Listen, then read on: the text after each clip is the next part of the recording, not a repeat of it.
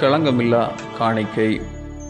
அப்பொழுது அவர் தம்முடைய சீசரை அழைத்து, காணிக்கை பெட்டியில் பணம் போட்ட மற்ற லாரை பார்க்கிலும் இந்த ஏழை விதவை அதிகமாய் போட்டாள் என்று மெய்யாகவே உங்களுக்கு சொல்லுகிறேன்.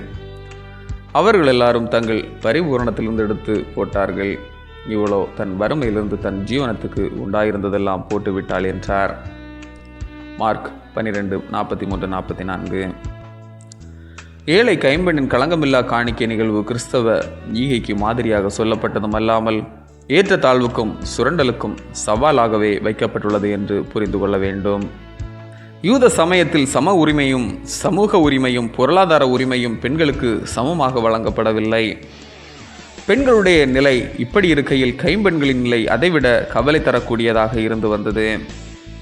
அவர்கள் தங்கள் சொத்துக்களை தாங்களே பராமரிக்க முடியாதவர்களாய் இருந்ததால் அவர்களது சொத்துக்களை பராமரிப்பதற்கு எருசலேம் கோயில் நிர்வாகத்தால் ஏற்படுத்தப்பட்டிருந்த மறைநூல் அறிஞர்கள் காணப்பட்டனர். அந்த மறைநூல் அறிஞர்களில் சிலர் இந்த கைம்பெண்களின் சொத்துக்களை சுரண்டுவதும் நடைபெற்று வந்தது. அத்தகைய சுரண்டல்களை செய்த பரிசேயரும் மறைநூல் அறிஞர்களும் தங்களின் சமய அதிகாரத்தால் மக்கள் நடுவில் முதன்மைத்துவம் உள்ளவர்களாய் நடந்து கொண்டனர். ஏழைகள் பணக்காரர் என்ற ஏற்றத்தாழ்வுக்கு ஒரு சாட்டையடி இருப்பதை புரிந்து கொள்ள வேண்டும். எளிய வாழ்வை ஆதரிக்கின்றார். அலங்காரம், விலையுயர்ந்த கற்கள், மிகுதியான செல்வ செருக்கு போன்றவைகள் ஒருபுறம் இருக்க, மறுபுறத்தில் ஏழ்மை, வறுமை, பற்றாக்குறை, பசி, பட்டினி, சாவு என்பவைகளும் காணப்படுகின்றன.